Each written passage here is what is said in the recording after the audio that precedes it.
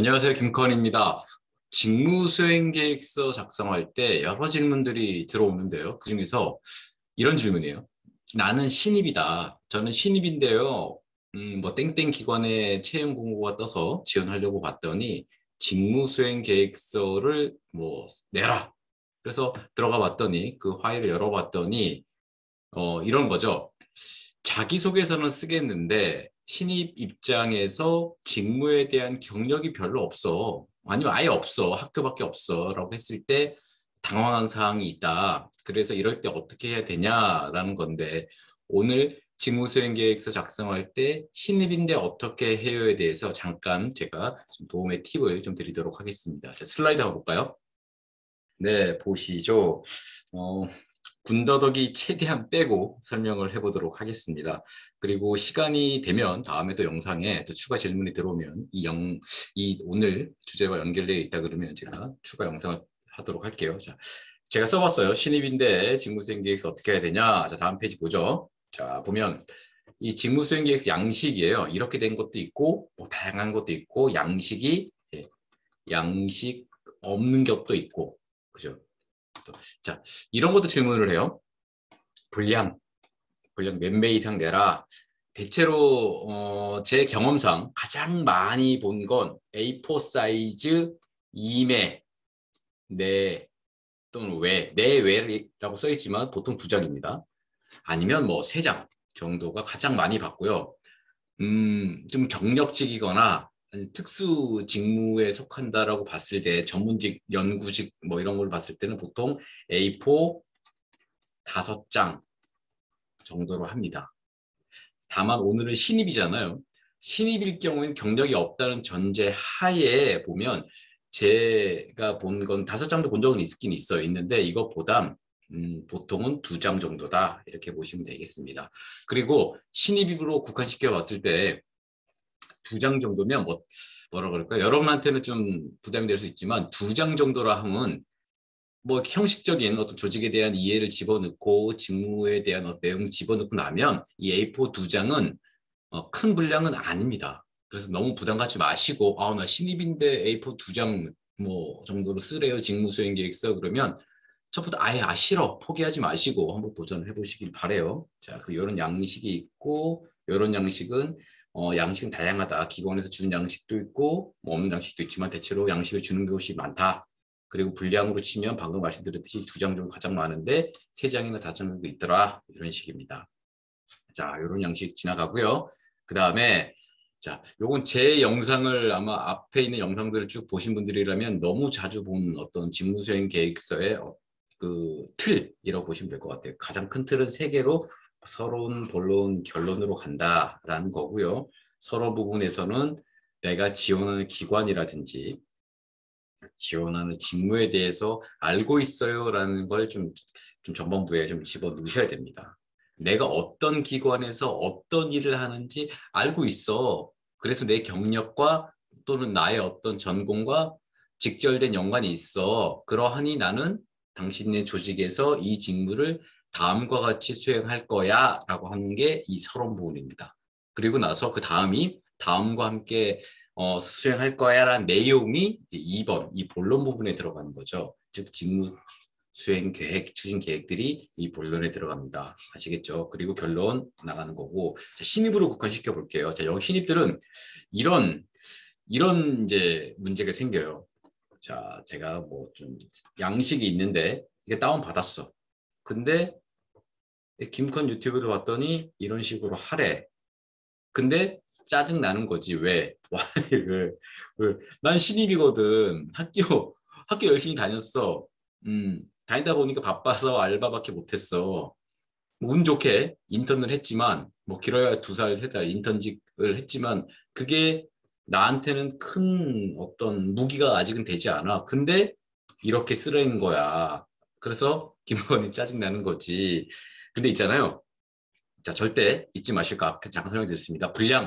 분량이 2장 또는 뭐 많아봤자 3장 정도라고 생각하시면 형식적으로 들어가야 되는 내용들 몇 개 빼고는 크게 없다. 그래서 포기하지 마시라는 거 2번째 자 설명드려 볼게요. 형태를 이렇게 서론, 본론, 결론으로 가져가시면 여러분이 쓸 내용이나 글감이 없다고 생각하시는 게 생각보다 들어갈 게 있습니다. 자, 차차 저를 따라와 보세요. 자, 이 형태에서 이렇게 가야 된다. 너무 화내지 마시고 저를 봐라. 자, 갑니다. 우선 이거부터 보세요. 자, 첫 번째 체크 1. 여러분이 지원하시는 그 채용 공고에 이 직무, 기술, 기술서, 뭐 표현은 대부분 직무 기술서라고 하지만 업무 뭐 설명서라고 붙인 곳도 있습니다. 자, 직무 기술서가 있는지 없는지를 파악을 하십시오. 파악을 하는 방법은 채용 공고의 첨부 파일에 있습니다. 없다면 뭐 없는 거고요. 혹시 뭐 필요해라고 하시면 문의 전화를 하셔도 되는데 대부분 채용 공고에 없다는 소리는 안 준다 이 소리로 이렇게 이해하시면 됩니다. 자, 직무 기술서를 파악을 먼저 해라. 왜냐하면 왜 이걸 꼼꼼히 읽어보시라 그러면 나는 신입이기 때문에 내가 솔직하게 내세울 경력이 별로 없는 거죠. 이 직무 경험이 별로 없는 겁니다. 그래서 반대로 직무 기술서를 꼼꼼하게 소화를 시키면 그래도 지금까지 내가 했던 어떤 전공, 어떤 교육 과정 또는 자격들이 이 직무 기술서의 상세 내용과 연결시킬 수 있는 실마리가 나온다. 그 실마리를 발견하셔야지만 그게 글감으로 들어간다라는 겁니다. 아시겠죠? 그래서 첫 번째는 직무 기술서가 있는지 없는지 파악해라. 있다면 상세히 좀 읽어봐라. 만약에 없다면 이렇게 보시면 돼요. 특수 세부 직무 빼고는 여기 같은 경우에는 이제 행정, 뭐 경영 사무라고 했는데 이런 보편적인 직무, 행정이라든지 이런 보편적인 직무들은 내 공고에는 없어. 어떡하죠? 라고 고민하지 마십시오. 고민하지 마시고 보편적인 직무들은 직무 기술서의 내용이 크게 다르진 않습니다. 그래서 다른 기관, 뭐 예를 들어 뭐가 있을까? 땡땡 문화재단, 그 어떤 지자체 이름이 땡땡이라고 치죠.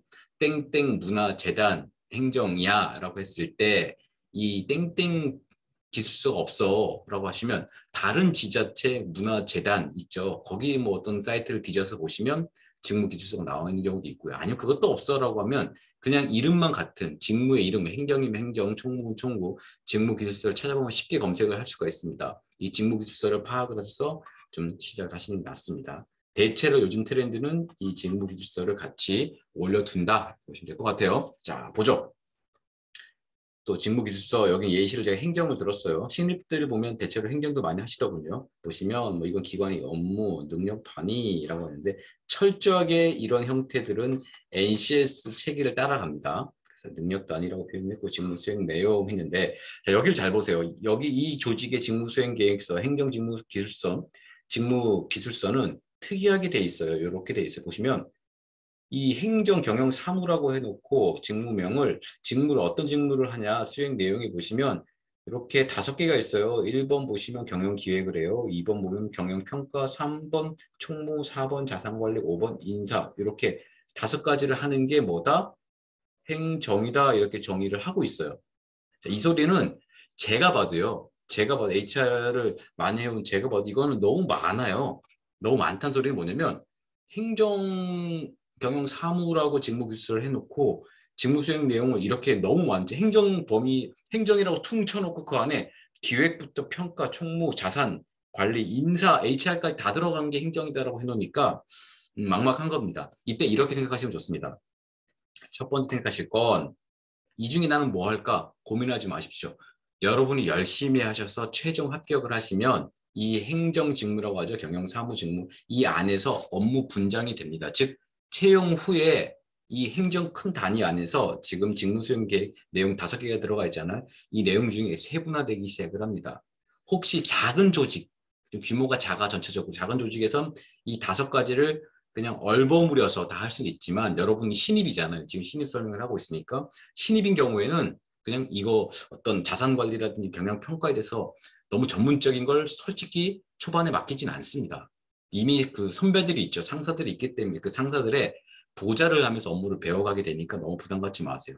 혹시 큰 조직에 지원을 했는데 이제 최종 입사를 했어라고 했을 때 이 직무기술서에는 어떻게 생각하냐면 들어가시면 나눠집니다. 뭐 경영 평가를 맡을 수도 있고요. 총무 안에서 일부분 맡을 수도 있고요. 경영 기획팀에 들어갈 수도 있고요. 이렇습니다. 다만 지금 보시는 예시는 대부분 다 똑같다가 아니라 지금 보는 케이스는 제가 좀 설명을 더 드린 이유가 행정이라는 직무 안에 너무 많은 것들을 포함을 시켜놨다. 그 이유는 틀린 게 아니라 그 이유는 제 짐작엔, 제 짐작에는 이 행정이라는 직무 기술서 안에 많은 게 있지만 들어가서는 좀 세분화될 수도 있다. 이렇게 해석을 합니다. 자, 두 번째, 신입 입장에서 이걸 봤을 때 어떻게 해석이 되냐면 나는 경영 기획을 한 적도 없고 경영 평가라는 게 뭐야? 어떻게 평가를 어떻게 하는 거야? 라고 할 수 있어요. 첫 번째 아실 거 뭐냐면 기획, 평가, 총무, 자산관리, 인사가 무슨 일인지는 확실하게 이해를 하셔야 됩니다. 경험은 없지만 조직이라는 시스템 안에서 어떤 업무를 하는지 여기 설명을 해놨잖아요. 경영 기획이란 하면서 경영 목표 달성을 위해 사업 계획을 수립한다. 그리고 자원 배분을 통해서 경영진, 뭐 대표나 이사나 뭐 재단의 이사장님이 되겠죠. 경영진의 의사결정을 지원하는 업무가 경영기획이다 이렇게 얘기합니다. 평가, 경영국에 따른 평가 기준 및 계획 수립 후 조직의 수행성과 분석한다. 실제 공공기관들, 뭐 여러 유형의 공공기관들이 있죠. 크고 작은 여러 공공기관들이 있는데 공공기관들의 가장 중요한 일 중에 하나, 큰 틀의 중요한 일 중에 하나는 경영평가입니다. 줄여서 경평이라고 얘기를 하는데 이 경영평가에 뭐 좀 과장 보태면서 목숨을 거는 분위기도 있긴 합니다. 총무 뭐 이런 식으로 아무튼 요 예를 들면 요 5가지는 세부적으로 뭔가는 무슨 일을 하는지는 아셔야 됩니다. 자, 그렇게 해야지만 내 어떤 전공이나 자격과 링크를 시킬 수가 있다. 자, 그 다음에 밑에 보시면 경영기획은 이런 지식들이 있어요. 경영평가는 경영환경분석, 경영평가 방법론, 기초통계 쭉 있어요. 라고 하는데, 자, 여기서 집중. 뭔 집중하냐? 나는 신입인데 쓸 게 없어요. 라고 하신 분들은 필요 지식이 보십시오. 여러분들은 경력, 즉, 경력직이 아니잖아요. 학교만 졸업한 상태, 약간의 어떤 인턴이 있을까 말까 한 상태이기 때문에 이 필요 지식 상태, 요거, 저 필기 잘 안 되네. 요거 잘 보셔야 됩니다. 왜냐하면 이제 글감을 집어넣어야 되니까 이 지식이라 하면 내가 직장 생활 안 쌓여가죠. 특히 여러분들 신입 상황에선 전공, 그죠? 공부한 거 전공 필수 전공 선택 과목들, 그죠? 교육, 뭐 외부 교육이 있으면 외부 교육, 직업 교육이 이수한 것들 이런 지식들이 여기에 들어가는 겁니다. 근데 나는 뭐 배웠어요? 쭉 막내하는 게 아니라요. 이 직무 기술서에서 이 세부 분야 경영 기획이면 기획, 평가원 평가 보세요. 평가 예를 들어 볼게요. 경영평가 방법론, 기초 통계 뭐 이런 얘기가 나오죠. 혹시 여러분이 학교에서 통계 관련된 과목을 배운 적이 있다라고 하시면 이것과 링크를 시키셔야 됩니다. 왜냐하면 지금 경영 평가하는데 뭐가 필요해? 통계가 필요하거든. 너 통계 알아? 라고 했을 때 직무 수행 계획서에 네, 저 통계를 알아요. 라고 하면서 이 전공은 막 예를 들어서 여러분이 뭐 심리학이야. 그러면 나 심리학인데 행정이야 너무 멀어 경력도 없어라고 고민하지 마시고요. 따져보세요. 여러분이 4년 정도 공부한 과목들에 대해 따져보시면서 그 중에 통계가 있는지 보십시오. 왜냐하면 통계는 여기 있죠. 통계의 학점이 F가 아닌 이상은 그죠? 난 통계를 배운 적이 있어라고 좀 얘기를 하셔도 됩니다. 아시겠죠? 뭐 완벽하게 거짓말하면 안 되겠지만 또 뒤로 넘어가 볼까요? 어떤 게 있는지 자 보겠습니다. 넘겨보면 총무 보시면 여기 보면 뭐 문서 보안, 정보 공개 관련 법률 규정 이런 것들이 필요하다. 또 쭉 보시면 뭐 자산 가치 분석 그리고 인사 쪽에선 성과 평가 기법, 직무 분석 방법론, 노동법, 역량 모델링 상당히 전문적이에요. 지금 역량 모델링이라든지 이런 KPI 성과 분석, 직무 분석은 실제 인사조직 HR 컨설턴트들이 전문적으로 해야 될 분야인데 이런 지식이 있냐라고 물어보는 거는 반대로 생각하면 신입한테는 너무 큰 기대를 한 거죠. 그렇다고 여러분이 알고 있어요라고 하면 좋은데 그렇지 못할 수 있잖아요. 전공이 아니면 이럴 때도 세부적으로 좀 따져보기 시작하는 겁니다. 어떤 걸 나의 학업 지식 과목들 이런 것들을 좀 따져보셔야 됩니다. 자, 여기서 좀 덧붙여 까먹을까 봐 얘기를 드리면 직무수행계획서 들어가실 때 막 첫부터 막 쓰시는 분들이 계신데 쓰시다 보면 처음엔 속도가 빠른 것 같은데 나중에 읽어보면 이게 무슨 소리야 자기소개서와 구분이 안 돼 뭐 이런 얘기를 해요. 그건 왜 그러냐 그러면 개요, 체계, 설계도를 잡지 않고 직무수행계획서를 들어가셔서 그렇습니다. 경력직이고 내가 경력이 풍부해라고 하시면 쓰다 보면 이렇게 쉽게 글감이 많기 때문에 이렇게 뭐라 그럴까 좀 짜증기가 되긴 돼요. 구조 변경이. 근데 신입인 경우에는 그냥 드립다 써 내려가시다 보면 나중에 이게 자기소개서인지 뭐 열정, 내 열정이 얼마나 높은지를 쓰는 뭐 어떤 내용밖에 안 되는 수가 있습니다. 그러면 완전히 그 글을 읽어보는 사람은 이거 뭐 하는 거지? 직무수행 계획서가 아니잖아 라고 얘기가 나올 수 있으니까 조금 차분하게 이런 직무 기술서를 보시면서 이런 지식 관련된 그 세부 내용 중에 내 과목은 어떤 거가 연결될 수 있을지 이런 것들을 고민해 보셔야 됩니다. 뭐 수행 태도도 있다. 여기서 팁. 신입직들은 쓸 게 없으니까 여기에 방점을 두고 강조를 많이 하는 분들이 계세요. 보시면 뭐 넓은 시각을 유지해야 돼, 원활한 의사소통이 있어야 돼, 뭐 등등이죠. 이러다가 책임감이 있어야 돼 이렇게 써 있으니까 여러분 여기다가 그냥 모든 걸 걸고 직무수행계획서에 포용지 2장 쓰라 그랬더니 여기다가 막 나는 학교 다닐 때 동아리 회장을 해서 어떤 책임감이 있고 뭐 해외 경험이 있어서 시각이 넓고 뭐 이런 식으로 얘기를 많이 해요. 많이 하는 좋아요. 나쁜 건 아닌데 이 균등해야 됩니다. 특히 직무수행 계획서는 어떤 업무의 태도죠. 직무수행 태도 중요한 거 맞아요. 사람은 태도가 중요하니까. 근데 방점을 둬야 될 건 뭐냐면 그 직무의 이해 그리고 직무를 구체적으로 현업에서 어떤 기술과 어떤 경력, 지식들 가지고 하겠다라는 걸 많이 쓰셔야 돼요.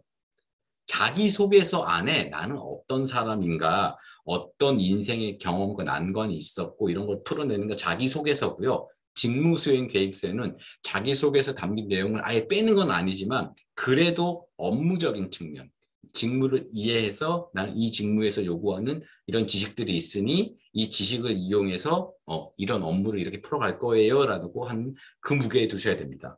절대 이 수행 태도만 쓸 게 없으니 이 수행 태도 나는 뭐 어떤 갈등을 잘 해결했다는 등 막 이런 식으로 여기 분량을 열단 늘려버리면 그래서 직무를 어떻게 수행하겠다는 건데 라고 하는 어떤 의문이 남는 문서가 될 수밖에 없습니다. 그래서 이런 직무 수행 태도 중요하긴 한데 쓸 게 없다고 여기에 방점 두지 마시라.